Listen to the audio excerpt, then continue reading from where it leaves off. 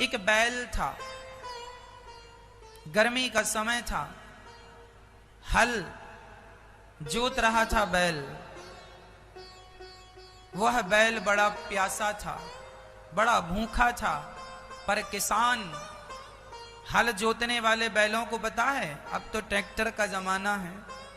पहले क्या होता था, एक बांस के डंडे में एक कील लगाई जाती थी, आगे की तरफ बड़ी पैनी होती थी, वह बैल को चुभोई जाती थी, तब बैल चलता था।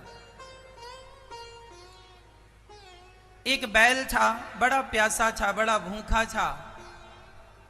वह अपने मालिक की तरफ बार बार देखता कि पानी पिला दो, भोजन करा दो, पर मालिक तो खेत जोते जा रहा।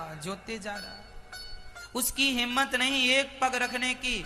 अंत में वह बैल भूख और प्यास से जमीन में गिर पड़ा, और जब गिरा तो उसके मालिक ने उसे बहुत मारा।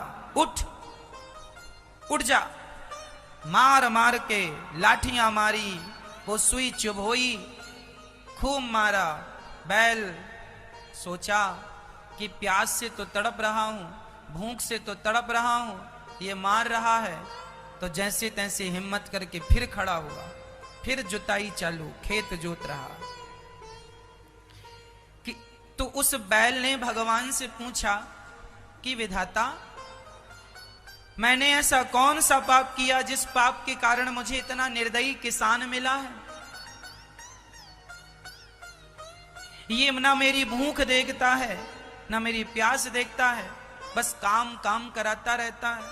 हे विधाता, मैं बैल हूं, मैं कुछ बोल नहीं सकता, मुझे बता दे मैंने कौन सा पाप किया है जिस पाप के कारण मुझे ये दंड मिल रहा है।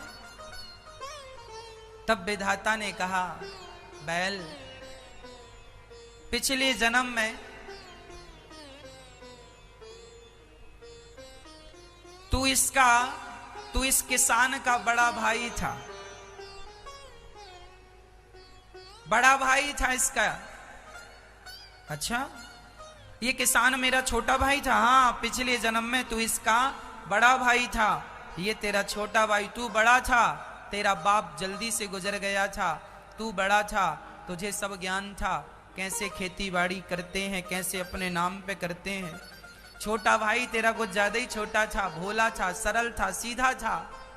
तूने सारी प्रॉपर्टी कब्जा कर ली, अपने नाम कर लिया, और अपने छोटे भाई को फूटी कौड़ी नहीं दिया। तेरा भाई भूखा रहा करता था, तो उससे कहा करता था, भाई वो खेत मुझे दे दे, पिता का है, थोड़ा सा तो हो, तो तू घर से निकाल देता था, चला आया खेत मांगने। तेरा भाई भूखा सोता था, भूखा, उसके पास कोई साधन नहीं था, न पानी पी सकता था बढ़िया सा, शुद्ध पानी नहीं था, प्यास लगे तो वो नल जाता था, वहां पी के आता था। बर्तन तक खरीदने के पैसे नहीं थे कि माटी का एक घड़ा खरीद लाए। कभी कभी प्यासा सो जाता था कि चलो अब कौन रात्रि को पानी पीने जाए, घड़ा खरीदने की हैसियत नहीं थी। और तू बड़ा हलवा पूड़ी छानता था,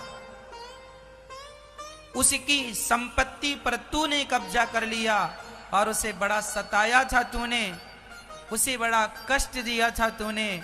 वही तेरा भाई इस जन्म में तू बैल बन के आया, और वह अब खेतों का मालिक बना है, और तुझे बैल बना के अपने खेत जुतवा रहा, भूखा प्यासा रखता है। क्यों रखता है? क्योंकि ये पिछले जन्म का हिसाब किताब चल रहा है। इसलिए हम कहा करते हैं, किसी को दोष ना दिया करो।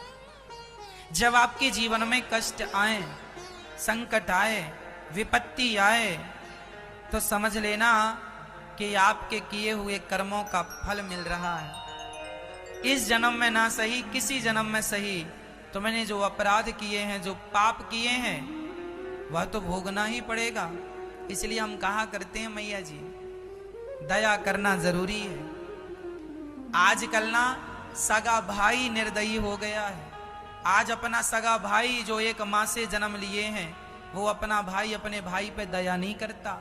छोटा भाई भूखा प्यासा मरता रहता है। किसी का छोटा भाई तो किसी का बड़ा भाई, और तुम बड़ा अच्छा खाते पीते हो तो लोग अपने भाई की तरफ देखते नहीं, ये नहीं कि थोड़ा सा उसका सपोर्ट कर दें, उसकी भी व्यवस्था करवा दो।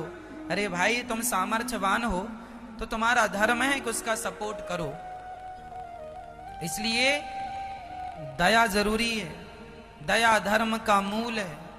अत्याचार ना करो किसी पर, अनाचार ना करो। तुमने व्यर्थ में, ध्यान से सुनना मेरी माँ, तुमने फिजूल में व्यर्थ में किसी के गाल में एक थप्पड़ भी मारा होगा ना, तो उस एक थप्पड़ का हिसाब ईश्वर की डायरी में नोट है कि तुमने मारा है, अब तुम्हें भी किसी प्रकार वो पड़ेगा, किसी और के द्वारा तुम्हें पड़ेगा। तुमने किसी को गाली दी ना फिजूल में, किसी का दिल दुखाया है ना, कुछ भी नष्ट नहीं होता मेरी माँ। आपको लगता हम तो बोल गए खत्म करो ना, कुछ भी खत्म नहीं होता। शब्द कभी नष्ट नहीं होते। हमने जो शब्द कह दिए वो ब्रह्मांड में गूंजते रहते हैं। शब्द कभी नष्ट नहीं होता, याद रखना। होता है जैसे पानी कभी नष्ट नहीं होता। पानी आपने स्नान कर लिया, स्नान का पानी जाके नाले में, बड़ी नदी में, नदी समुद्र में, वो नष्ट नहीं हुआ। यदि पानी तुमने धूप में रख दिया तो भाप बन के उड़ गया, नष्ट नहीं हुआ, वो वाष्पीकरण हो गया, वो फिर बरसेगा। जैसे पानी कभी नष्ट नहीं होता, उसका विनाश होता ही नहीं, हाँ या ना? उसी तरह तुम्हारे शब्दों का, तुम्हारे व्यवहार का, तुम्हारे अच्छे और बुरे कर्मों का कभी नाश नहीं होता, वो भोगने पड़ते हैं। नाश तब हो सकता है जब आप पूर्ण रूप से अपने आप को भगवान के चरणों में समर्पित कर देंगे। जब आप अपने आप को भगवान के चरणों में समर्पित करेंगे तो आपके पाप पुण्य भी भगवान के चरणों में जाके नष्ट हो जाएंगे और आपका मोक्ष हो जाएगा। पाप पुण्य की जो बेड़ियां हैं, उन बेड़ियों से, उन बंधनों से यदि मुक्त होना चाहते हैं तो आज ही अभी अपने आप को भगवान के चरणों में समर्पित कर दो।